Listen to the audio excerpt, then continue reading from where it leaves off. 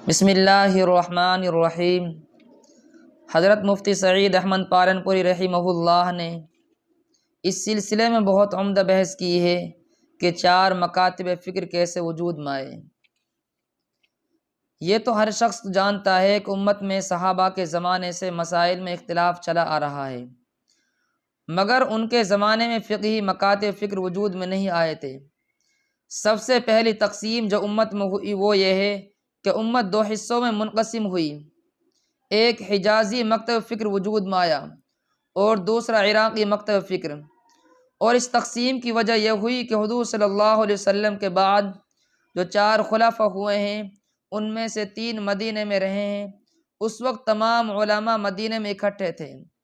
پھر جب حضرت علی رضی اللہ عنہ خلیفہ ہوئے تو وہ خلافت کو لے کر کوفہ یعنی عراق چلے گئے، اور ان سے پہلے وہاں حضرت ابن مسعود رضی اللہ عنہ کو حضرت عمر رضی اللہ عنہ بھیج چکے تھے، اس لیے ان کے شاگرد وہاں پہلے سے موجود تھے۔ اب جب خلافت یہاں آئی تو سارے علماء ادھر آ گئے۔ اس طرح قدرتی طور پر 2 مکتب فکر بن گئے، ایک حجازی مکتب فکر جو 3 خلفاء اور ان کے زمانے کے علماء سے بنا، اور ایک عراقی مکتب فکر جو حضرت ابن مسعود، حضرت علی اور ان کے شاگردوں سے بنا۔ سب سے پہلی تقسیم امت میں یہی ہوئی۔ اس سے پہلے مکاتب فکر کا اختلاف نہیں تھا، پوری امت ایک تھی، اور جس کو کوئی مسئلہ پیش آتا اور جو بھی عالم ملتا اس سے پوچھ لیتا تھا۔ لیکن جب امت 2 مکتب فکر میں بٹ گئی تو آہستہ آہستہ ایسا ہونے لگا کہ حجازی مکتب فکر کا جو ذہن رکھتے تھے وہ اپنے مکتب فکر کے عالم ہی سے مسئلہ پوچھتے تھے، عراقی مکتب فکر کے عالم سے مسئلہ نہیں پوچھتے تھے، اور جو عراقی مکتب فکر کا ذہن رکھتے تھے وہ اپنے مکتب فکر کے عالم ہی سے مسئلہ پوچھتے تھے، دوسرے سے نہیں پوچھتے تھے۔ جیسے آج کل حنفی عالم ہی سے مسئلہ پوچھتے ہیں، شافعی مالکی حنبلی سے مسئلہ نہیں پوچھتے، اور شافعی عالم ہی سے مسئلہ پوچھتا ہے، دوسروں سے نہیں پوچھتا، کیونکہ اب 4 مکاتب فکر الگ الگ ہو گئے ہیں، اور جب یہ الگ الگ ہو گئے تو یہ قدرتی بات ہے کہ آدمی اپنے مکتب فکر ہی کے علماء سے مسئلہ پوچھے گا۔ بہرحال امت میں سب سے پہلے یہ 2 مکتب فکر وجود میں آئے، اور یہ تابعین کے زمانے کی بات ہے۔ حجازی مکتب فکر کا اصلی کام حدیث روایت کرنا تھا، اور وہ مسائل جو حدیث میں نہیں ہیں ان کے بارے میں اگر کوئی سوال کرتا تو وہ اس کے جواب بھی دیتے تھے، کیونکہ وہ مجتہد بھی تھے۔ آج اس دور کی کتاب موطا امام مالک موجود ہے، اس میں 1/4 حدیثیں ہیں اور 3/4 امام مالک کے اقوال ہیں۔ پس اصل کام ان کا حدیث روایت کرنا تھا، اس لیے وہ محدثین فقہا کہلائے۔ وہ در حقیقت محدث ہیں مگر مجتہد بھی ہیں، جو مسائل قرآن و حدیث میں صراحتاً نہیں ہیں ان کے بھی جواب دیتے ہیں۔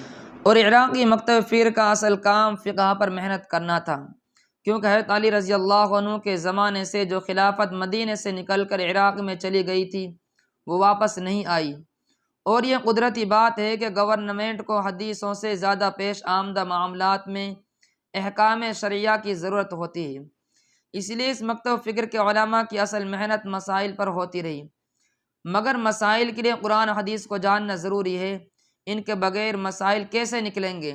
بس وہ قرآن و حدیث بھی جانتے تھے مگر محنت ان کی مسائل پر ہوتی تھی، اس لیے وہ فقہائے محدثین کہلائے، یعنی در حقیقت وہ فقہا تھے مگر محدث بھی تھے، کیونکہ قرآن حدیث کے بغیر مسائل نہیں نکل سکتے۔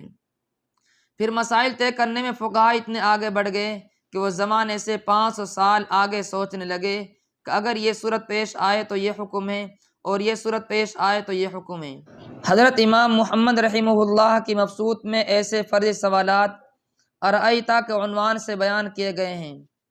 ابھی صورت مسئلہ پیدا بھی نہیں ہوئی تھی کہ انہوں نے فرض کر لی اور اس کے احکام بیان کر دیے، تاکہ جب وہ صورت پیش آئے تو اس کے احکام پہلے سے معلوم ہوں، اسی لیے لوگوں نے ان کا نام ارائیتینیون رکھ دیا، اور حجازی مکتب فکر والے اس کو ناپسند کرتے تھے۔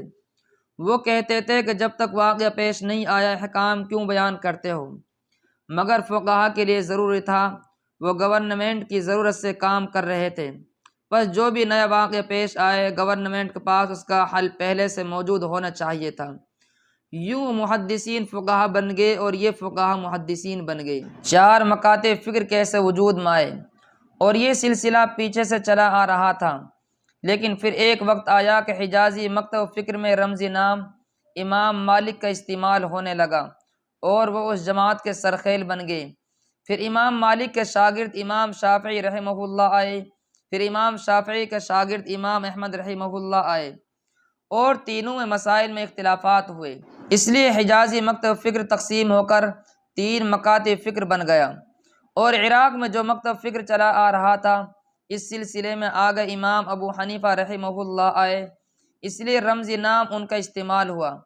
عراق میں اور بھی مجتہدین پیدا ہوئے ہیں، مگر یہ مکتب فکر تقسیم نہیں ہوا۔ امام اعظم کے 2 شاگرد امام ابو یوسف اور امام محمد رحمہ اللہ بہت بڑے مجتہد تھے، اتنے بڑے مجتہد کہ حضرت امام شافعی رحمہ اللہ مکہ میں پیدا ہوئے، پہلے وہاں علم حاصل کیا، پھر امام مالک سے علم حاصل کرنے کے لیے مدینہ آئے۔ یہاں علم حاصل کرنے کے بعد ان کے استاد امام مالک نے ان کو مشورہ دیا کہ تم عراق جاؤ اور امام ابو یوسف سے پڑھو۔ امام اعظم کا انتقال ہو چکا تھا، امام شافعی رحمہ اللہ نادار تھے، چنانچہ راستہ کا سارا خرچ امام مالک نے دیا اور پڑھنے کے لیے امام ابو یوسف کے پاس عراق بھیجا۔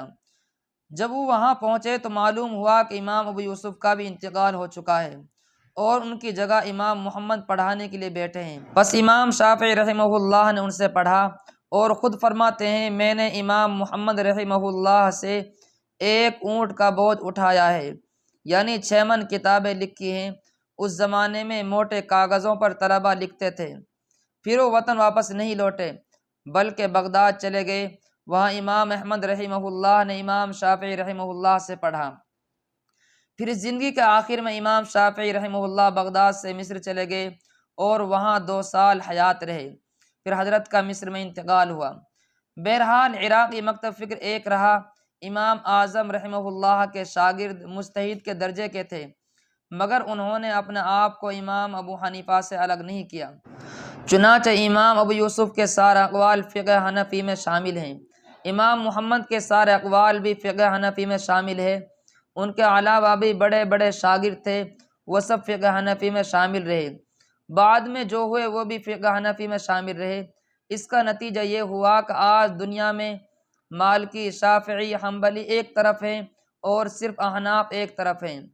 ان 3 کے بقدر بلکہ اس سے بھی زائد دنیا میں صرف احناف ہیں۔